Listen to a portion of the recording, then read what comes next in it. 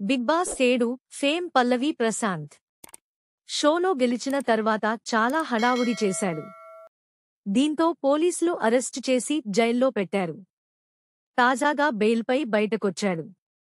ప్రతి ఆదివారం జూబ్లీహిల్స్ పోలీస్ స్టేషన్కి వచ్చి వెళ్లాలని కండీషన్ పెట్టిన పోలీసులు కొన్నాళ్లకు ఇంటర్వ్యూలు లాంటివి ఏమివ్వకూడదని కూడా చెప్పారు.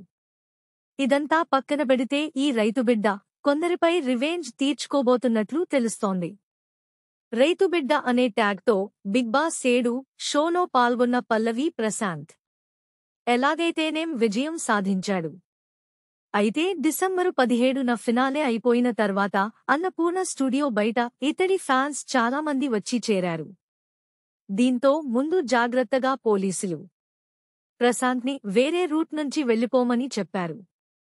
కాని మనోడు పోలీసులు మాట కూడా లెక్క చేయకుండా తిరిగి అక్కడికి వచ్చాడు. దీంతో ఇతడి అభిమానులు రెచ్చిపోయారు. పలువురి కంటెస్టెంట్స్ కార్లతో పాటు ఆర్టీసీ బస్సులు, పోలీసు వాహనాలు కూడా ధ్వంసం చేశారు. దీన్ని సీరియస్గా తీసుకున్న పోలీసులు ప్రశాంత్ని అతడి ఊరికెళ్లి మరీ అరెస్టు చేశారు. కోర్టు 14 రోజుల విధించగా చంచల్గూడ జైల్లో పెట్టారు. 4 రోజుల తర్వాత ఇతడికి బెయిల్ రావడంతో తిరిగి ఊరికి వెళ్లిపోయాడు. ఇదంతా పక్కనబెడితే ఫినాలే అయిపోయిన తర్వాత ప్రశాంత్ ఇంటర్వ్యూ కోసం ప్రయత్నించగా తన ఊరికొస్తే ఇంటర్వ్యూ ఇస్తానని చెప్పినట్లు కొన్ని వీడియోలు వైరల్ అయ్యాయి.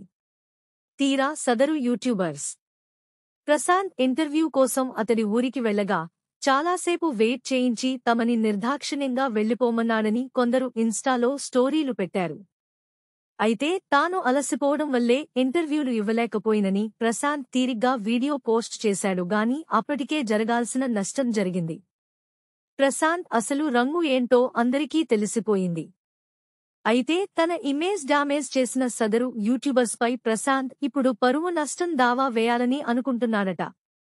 ఇందులో ఎంత నిజముందనేది పక్కనబెడితే ఇది జరిగే పనేనా అనిపిస్తుంది.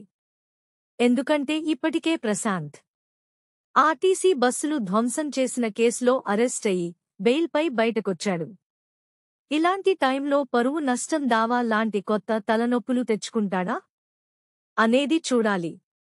మరి ఈ విషయంలో నెక్స్ట్ ఏం జరుగుతుందో